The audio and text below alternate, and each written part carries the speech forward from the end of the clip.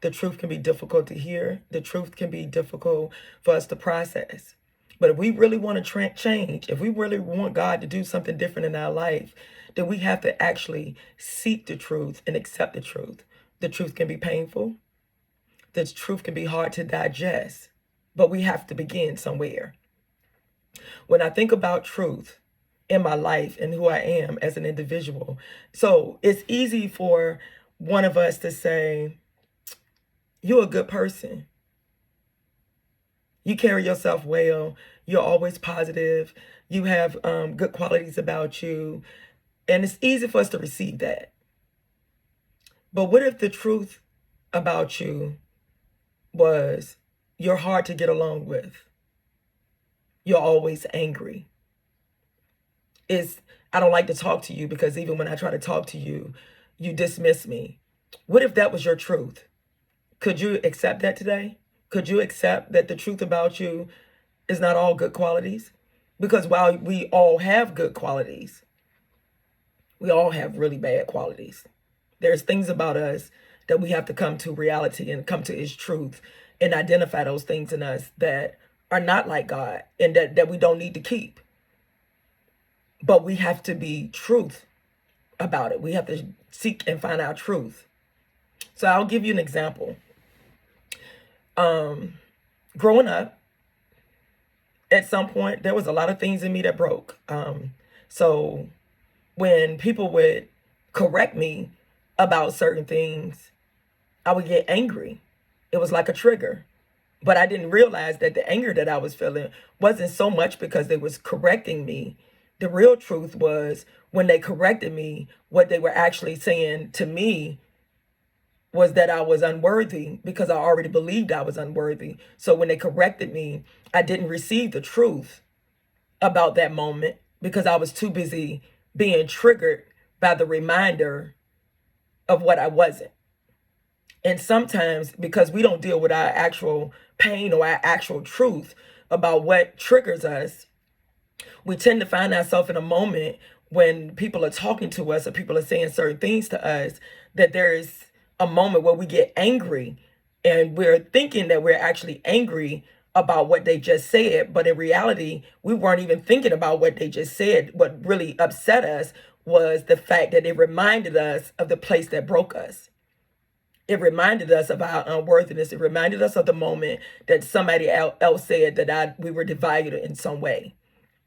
So that moment becomes trigger. And instead of us actually digging deeper into that moment that caused us to trigger to find out what made us angry, we just act like it was the person that did something to us that made that moment happen. When in reality, the person didn't do anything but just touch a spot in your past that reminded you of the moment that hurt you. So in my beginning, years ago, I had this relationship I was in, and I was always feeling unworthy, and I couldn't really figure out why I just felt unworthy. And I started getting teaching tapes from Joyce Meyer's ministry. She had tapes on managing my emotions, the root of rejection, and so many more. And I can't even name all of them, but I just remember going to one of her conferences, and I remember getting all these tapes on emotions and anger management and managing my emotions and dealing with insecurity and yeah, the root of rejection and things like that.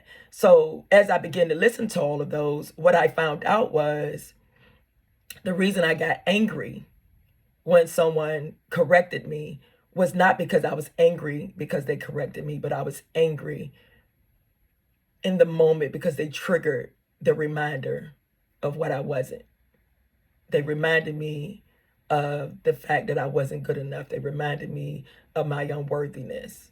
And I had to learn that their opinion or their thought or their correction had nothing to do with my value, but it was just a trigger for me. And I had to learn that through her teachings, and I had to realize that when they were rejecting my idea or they rejected what I said or in the moment of what I did, they weren't rejecting me. They just didn't like the idea, and it was okay for them not to like the idea. We don't all like the same thing, and it's okay. And I had to learn that, and I had to realize that their rejection of the idea was not a rejection of me.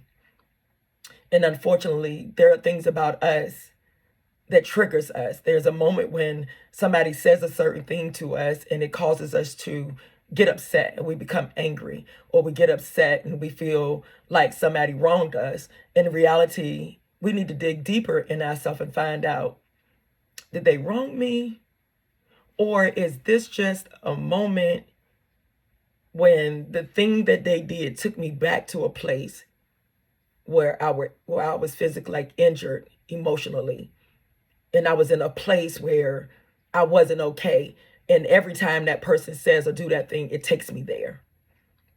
See, because the truth about yourself is what's going to set you free. When you realize what hurts you, when you realize what bothers you, when you realize the thing that took you to a place that caused you an injury that you feel like you have not gotten past, you have to go back and visit that moment and understand what happened in that moment. And today, why does that moment trigger you? Because a lot of times it's not that we're angry or mad, it's just we're back in a place that we thought we had gotten past. And we take that throughout life. So the moment that someone says something or does something, it causes something to come up in you. The truth is, some of you are manipulative. But why are you manipulative? Do you even know that you're manipulative? Because some of us don't know and we don't seek.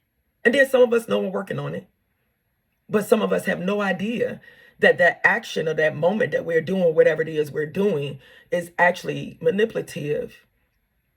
Some of us are vindictive. We want to pay people back because they hurt you. But where did you get that from? Why did that become something that was a norm for you? And is that an acceptable behavior? Because according to the word, Jesus has already let us know that if you stay close to me, I'll teach you the truth and it will set you free. He's talking about his word. He's talking about his walk and how he lived out life and everything that's written in the Bible. And if we actually get connected to God and allow him to show us who we are and what needs to change. But see, because what God does is he comes on the inside of us and he starts to clean us out. And he starts to reveal things about us. I would have never found out the truth about the root of rejection had I not been hungry and thirsty and looking for, and I'm trying to understand what my triggers were, trying to understand why did I respond and feel insecure about certain situations, or why I was getting upset or angry about certain moments that I was in. But I was able to come to that truth because I was open to hear that truth. I wanted to know, what can I do different, because I don't want to be this way anymore. I don't want to get angry when somebody says something to me or correct me about things that I don't see anything wrong with, or get frustrated and feel insecure because somebody rejected my idea. So I get upset. You ever had people that I don't want to play anymore because it didn't go the way they wanted it to? Where in reality, was it really about not playing anymore? Or did something in that moment just trigger something that you haven't really dealt with? What is the space in you that broke or got some type of injury that you haven't really dealt with that causes you to not be the full you that God wants you to be? We have to actually seek God's face and get real with God and say, okay, Father, I don't want to stay this way. I don't even understand everything about me, but I am open for you to show me the truth about myself. Show me who I am so I can become a better person. Show me who I am so I can start walking out a life that is completely different from what I've been living. Because I find myself getting angry all the time. I find myself being frustrated. And God, I just want to get to a place where I'm okay. Where what other people's opinion about me actually matters, because I think they have some type of value that can actually determine who I am. And reality is, people can't determine your value. Those are just words. But the reason those words has injury to it is because it triggers something in you. And you have to figure out who you are and what your truth is. If God begins to reveal to you that you are manipulative, the first moment that he says it, I'm pretty sure it might not feel so good. But I will tell you this about God. Every time God reveals to you your truth, it is warm, it is gentle, and it is something you can receive. He brings it to your awareness in a way that feels like love, but yet you know it's true. You know it's something that has to break off of you.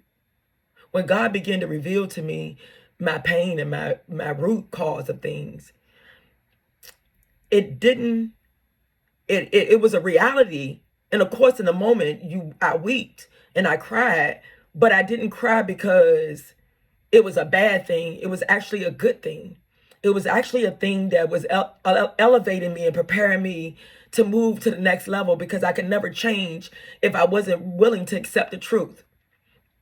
Sometimes we don't accept the truth because it actually requires us to have to go through some type of pain. And some of us rather reject the truth and stick with what we know because it's easier. Some of us are lazy. And it means that if I have to really walk out my truth, that means I actually have to do some type of work. And it's not always physical work. It's a mental work. It's a inner change. It's an ability to say, okay, whatever it takes. So now that I know that this thing breaks me, now that I know that this moment makes me feel that way, I need to now adapt and correct this moment. But not all of us are willing to do that because it's just easier to blame somebody else for what breaks in us. People that know me will hear me say, because I didn't even realize I said it till I heard somebody actually say I said it. Then I noticed I was saying it a lot. I'm to the point now, if I'm in a certain environment or situation, I know before I get angry that a certain thing would make me angry. And I didn't realize that actually says, yeah, that makes me angry. And so when I realize I find myself in a place that this thing will make me angry, I reject the moment of getting into that place because I already know what that moment would trigger for me. So I'm not going to allow myself to be in an atmosphere or be in a place or an environment with things or people that I know will make me angry. Like, why would I be around things when I see the room is full of manipulative, vindictive people, knowing that that's not the environment or the connection I want to be connected to? So I remove myself from that moment because I'm not getting ready to entertain this type of behavior. I'm not going to allow myself to be injured by you. I'm not going to allow myself to take on this negative energy because you want to project it.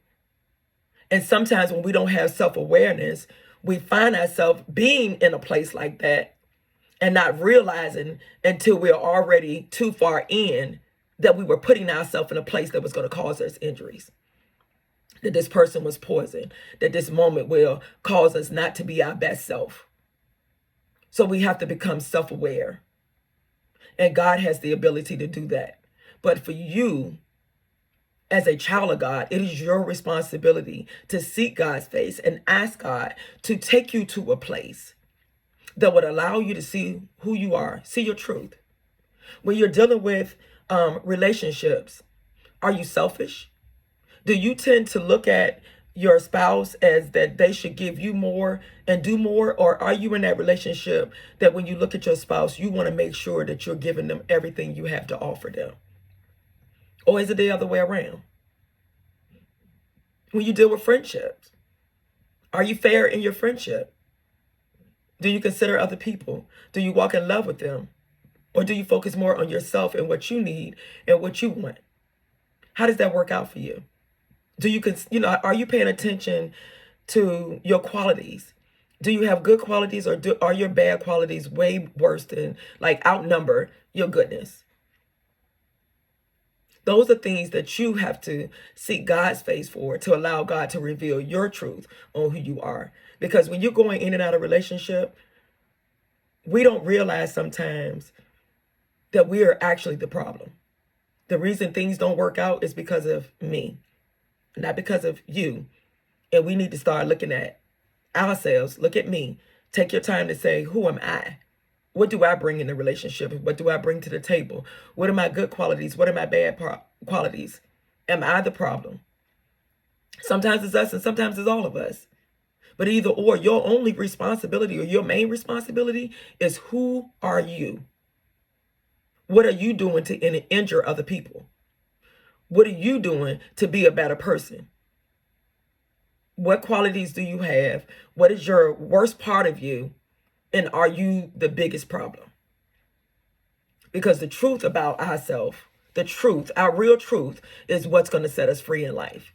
Not somebody else's truth, not somebody else's problem. Your problems, your truth, your mess ups, the things that make you a bad person, the thing that causes you to always stir up strife everywhere you go, the things that causes you not to get along with other people, the things that causes you not to work out relationships, or the moment that things don't go the way you think it should, you walk away or you run away from that moment because you don't know how to handle rejection in a moment, because it looks like somebody's trying to reject you, and reality was they wasn't even trying to reject you, they was just trying to tell you something. But your anger stood out more. And then I want to point out too, even your good qualities can actually be bad qualities. And I say that because if you are the type of person that try to be so good that you won't even do anything wrong, or you try to make sure that you do everything right, that you see people hurting and you try to save the world because you felt like at some point somebody didn't save you, so now you feel the need to get out there and save somebody else. So now you're out there and you're trying to save the world, trying to save somebody else because of the injuries that you suffered. And in reality, you go around trying to be a fixer-upper, trying to fix everybody around you. That isn't, even though it sounds like a good quality, it's not a good quality. And that's a truth that we need to accept about ourselves. Because when you go around trying to fix everybody up, in reality, you may be preventing them from going through the process that they need to go through to heal. Because instead of you allowing God to heal them and allow them to go through a storm, you keep going in and rushing in and saving them and try to take them out of the storm because you don't want to see them hurt. You don't want to see them suffer injuries. That is not a good quality. It feels like a good quality because you feel like a good person. It feels like a good quality when every time you see somebody broken, you go and save the day. So it feels like that is what we're supposed to do. Isn't that what love look like? It is when it's done in balance. But we have to let everybody walk out their own life. That's like even with a baby. When we have our baby and the first moment they cry, we want to go in and stop them from crying and hold them. But then that's usually with the first one, because then by the time the second one comes, you realize that it is okay for that baby to cry a little bit. They'll be all right. But with the first one, we're overprotective. We're trying to save them from every moment of life. And in reality, we cannot save them. Reality is they're going to go through something. They're going to deal with something. But we need to let them cry a little. We need to let them go through their own storm. We need to let them go through their own injuries. We need to let them go through every moment that they're going to need to go through in life. So when life happens, they learn how to deal with it. So I'm asking each of you today to take the time and think about, who are you? Who are you? What is it about you that you need God to set free in your life? What negative qualities about you that you have that you need God to change? And if you don't know, then it's time to ask God, what is it, God, that you need to change in me? God, what is it that I'm doing that I need to do better? What is it, God, that is about me that causes me to be triggered when this thing happens? Why am I angry because this thing happened? We can ask God these things and he'll reveal it to us. Because he said if we stay connected to him, he'll teach us all truth. And all truth meaning everything. Yes, it is the word of God, but how do we receive all truth if we don't let all truth of God come on the inside of us? We have to be willing to trust God and to listen to what God is saying to us and do it God's way. If we're not doing what God is asking us to do, then we're not going to be okay. We have to do it God's way. We have to seek God's face, ask God to change us from the inside. We can't carry all this negativity and think that we can become better. And instead of us focusing in on someone else's mess, we need to spend more time focusing in on our mess, because it's our truth that sets us free. I can look at one of you all day long and say, oh, well, she got an attitude problem. She needs to fix that. He should do better in this. He should be doing that. That has nothing to do with me becoming a better person. That's me minding your business. That's me worrying about what you're doing and what you're not doing. That's not going to save me. That's not going to make you better by worrying about what somebody else is not doing right. Your better comes from you being willing to die to all the things that are in you that are broken, and being willing to open your eyes in your heart and your spirit to hear from God, and allowing God to minister to your very soul and revealing your truth about yourself and how you can become better. Because you don't get better worrying about somebody else. You don't get better changing somebody else. You get better changing you. You get better getting on your knees and asking God to reveal your truth. So when you have a problem with unforgiveness and God tells you to walk over there and tell them that you're sorry, and you don't want to do it because you feel like they did something wrong to you, that's a problem. You might want to get with God and find out what bothers you about forgiveness. Why don't you want to forgive them? What stops you from forgiving?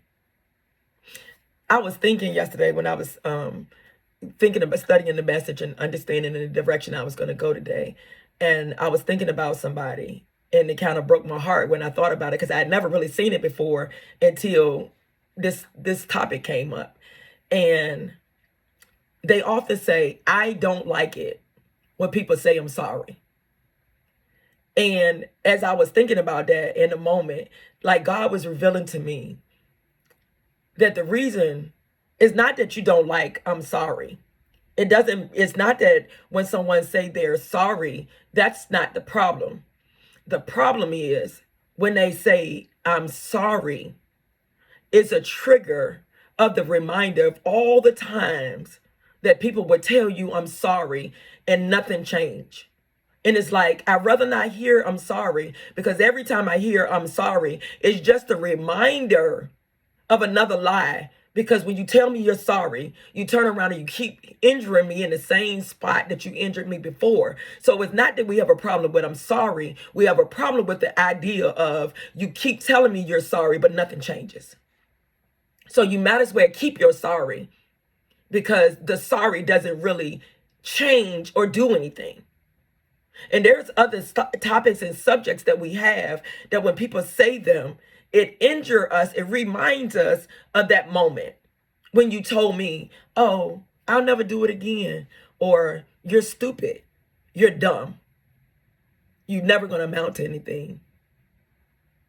There's something about you. I don't know. You're just not really very talented.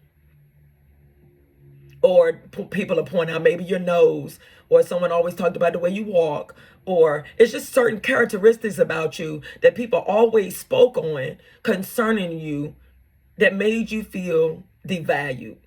And then when you're faced with those moments, it's a trigger for you and a reminder of your lack of worth.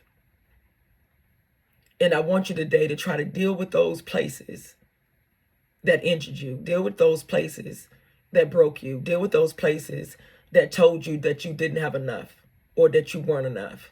Because if you begin to deal with those places that broke you, you'll become a whole new person, and you'll be full of life, and you'll be okay.